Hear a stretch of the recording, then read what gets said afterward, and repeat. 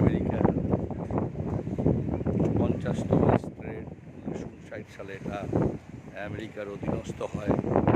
এর আগে জাপানেরই ছিল। এখানে আসলে আপনার কাছে মনে হবে যে আপনি জাপানেই আছেন।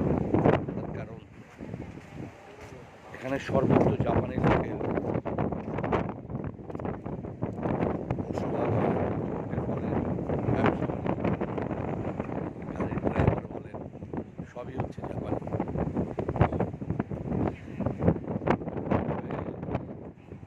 আমি ডিসকভারিতে হনুলুলু এর আগে দেখেছি। আমি দেখে যেমন অভিভূত হয়েছিলাম, আমি আজ বাস্তবে দেখে এই যে বড় বড় পাথর, এগুলো হাওয়াইয়ের এই হনুলুলুর একটা বিশেষ বৈশিষ্ট্য। আপনি আসলে এই শহর দেখে আপনি অভিভূত হবেন। হনুলুলু আসতে হলে আপনাকে আমেরিকার ভিসা থাকতে হবে। আমেরিকার ভিসা থাকলে থাইল্যান্ড হয়ে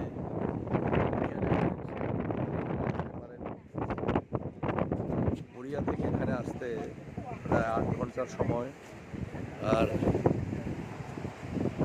থাইল্যান্ড থেকে কোরিয়া 5 ঘন্টা, বাংলাদেশ থেকে থাইল্যান্ড 2 ঘন্টা, অথবা জাপানি এয়ারওয়েজ আসতে পারে আপনি বাংলাদেশ থেকে ক্যাথে প্যাসিফিকে হংকং হয়ে জাপান হয়ে তারপর আপনাকে এখানে আসতে হবে। কিন্তু আপনাকে আমেরিকার ভিসা থাকতে হবে। এখানে এটা হচ্ছে হনুলুলু হচ্ছে আমেরিকার 50তম স্টেট। তবে যারা ভ্রমণ পছন্দ করে তাদের জন্য একটা আশ্চর্যজনক জায়গা।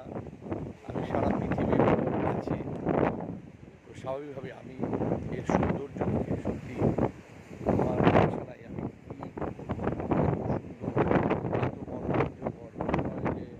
আমি স্বপ্নের রাজ্যে হারিয়ে গেছি। আর আমার কাছে মনে হয়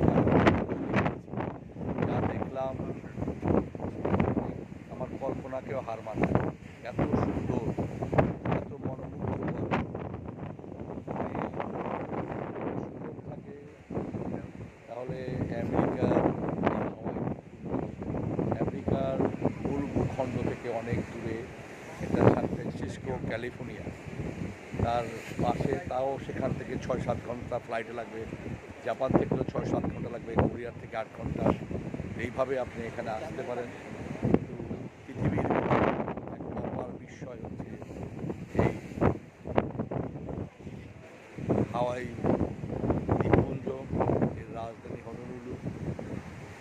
আসলে আমার ভাষা নাই যে কীভাবে যে এর সৌন্দর্যের বর্ণনা করব। অসম্ভব সুন্দর। ডিসকভারিতে যা দেখেছি, এই পাহাড়গুলোকে আজ বাস্তবে নিজের চোখে দেখতেছি।